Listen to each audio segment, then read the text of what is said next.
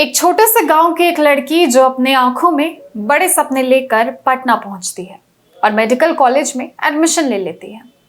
हालांकि माँ बाप के पास इतने पैसे नहीं थे कि वो अपनी बेटी को मेडिकल की पढ़ाई करा सके, लेकिन फिर भी क्योंकि उनकी बेटी उनकी जान थी और उसके सपने इतने बड़े थे कि उन्होंने जैसे तैसे पैसे जोड़े और अपनी बेटी को पढ़ने के लिए पटना भेज दी। मगर इस कहानी में खौफनाक मोड़ तब आया जब हॉस्टल से बरामद हुआ छात्रा का शव।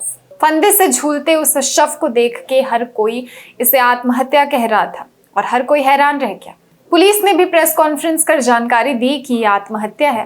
ना कोई पोस्टमार्टम रिपोर्ट देखी और ना ही कोई जांच की। देखिए, 9 जनवरी को चित्रगुप्त नगर थाने में एक सूचना मिली थी कि एक बच्ची जो 18 साल की है वो हॉस्पिटल में कोमा में है और उसके परिजन उसके साथ मारपीट और सेक्सुअल असॉल्ट का शिकायत दर्ज की है।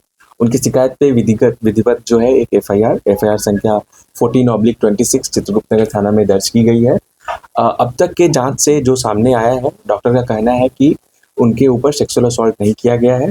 बच्ची के रूम से हम लोगों को नींद की ढेर सारी गोलियां बरामद हुई हैं। मेडिकल हिस्ट्री देखने से डॉक्टरों का कहना है कि उनके द्वारा बल्क मात्रा में नींद की गोली जो है वो खा करके आत्महत्या की कोशिश की थी। और उसके साथ साथ डॉक्टरों का कहना है कि उनको मियादी बुखार भी था। उनका कंडीशन जब बहुत बिगड़ा तो उनको प्रभात हॉस्पिटल जो कदमकुआं में है वहाँ से मेदांता शिफ्ट किया गया था, जहाँ पे आज सुबह उनकी मृत्यु हो गई है।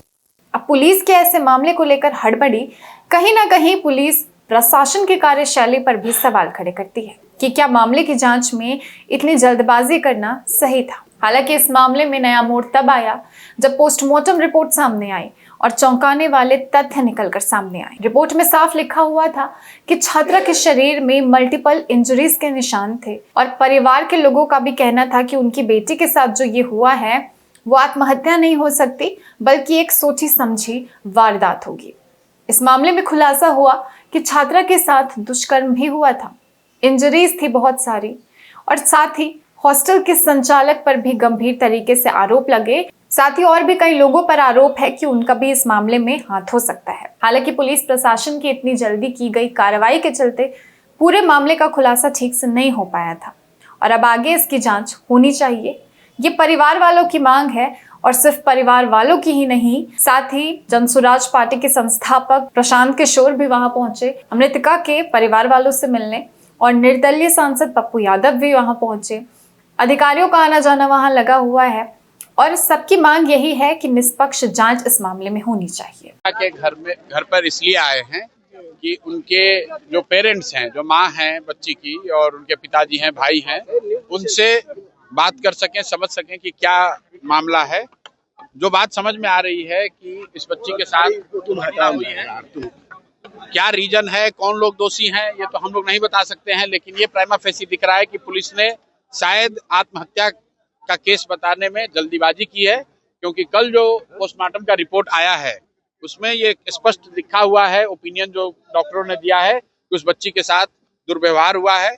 तो हम लोग की ये ऐसी अपेक्षा है कि पुलिस अब इसको नए सिरे से इसको इन्वेस्टिगेट करेगी और अगर नहीं करेगी तो हम लोग भी अपनी ओर से जाकर उनसे आग्रह करेंगे। कल, आज या कल पीड़ित परिवार के जो लोग हैं उनको हम लोग ले जाकर एसपी, एसएसपी या उनसे वरीय पदाधिकारियों से मिलाएंगे और उनसे अनुरोध करेंगे कि हर हालत में उस बच्ची के साथ इंसाफ होना चाहिए और पुलिस से अगर जो शुरुआती गलती हुई भी है तो अब ये समय है उसको सुधारा जा सके।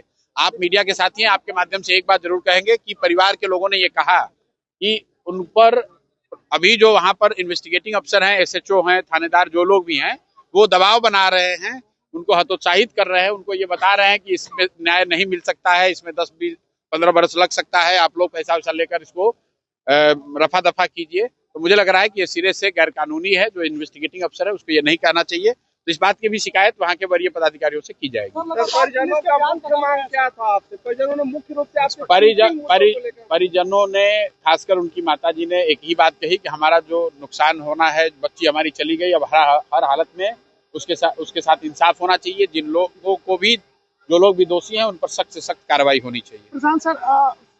और उनकी माँ जो है, मैं ये आपको बताना चाह रहा हूँ कि बहुत हिम्मत वाली महिला हैं और उन्होंने जो बताया, जो मैंने सुना, आपको बता रहा हूँ। उन्होंने कहा है कि चाहे कुछ भी हो जाए मैं लड़ना चाहती हूँ, कॉम्प्रोमाइज करने का कोई सवाल नहीं है। कहीं किसी तरह के लालच में दबाव में आने की बात नहीं है। हम लोग चाहते हैं कि उस बच्ची के साथ जो दुर्व्यवहार हुआ है, जो लोग भी दोषी हैं उस पर कार्रवाई हो। सर एक और मांग उठ रही है कि हॉस्टलों को लेकर कुछ नियामक बनाया जाए ताकि लड़कियों की सेफ्टी सुनिश्चित हो। वो अलग मामला है। आज का मामला तो ये है कि इस बच्ची के साथ अगर गलती हुई है तो जिन लोगों ने भी गलती करा है उन पर सख्त से सख्त कार्रवाई हो। न सिर्फ उन पर कार्रवाई हो बल्कि जिन लोगों ने मिली भगत में जो लोग शामिल रहे हैं, चाहे वो अस्पताल के लोग हों, पुलिस प्रशासन के लोग हों, सब पर कार्रवाई की हम लोग मांग कर रहे हैं। अगर नहीं होगा तो जो कुछ भी हम लोग से बन पड़ेगा वो सब कुछ कल किया जाएगा। आखिरी सवाल प्रधान सर, ये सर पुलिस पहले कह रही है आत्महत्या है और बाद में रिलीज जारी कर रही है कि sexual violence can not be rule out. हाँ, मतलब कल अभी पोस्टमार्टम का रिपोर्ट कल रात में आया है। उसी आलोक में पुलिस को नए सिरे से इसको इन्वेस्टिगेट करना चाहिए।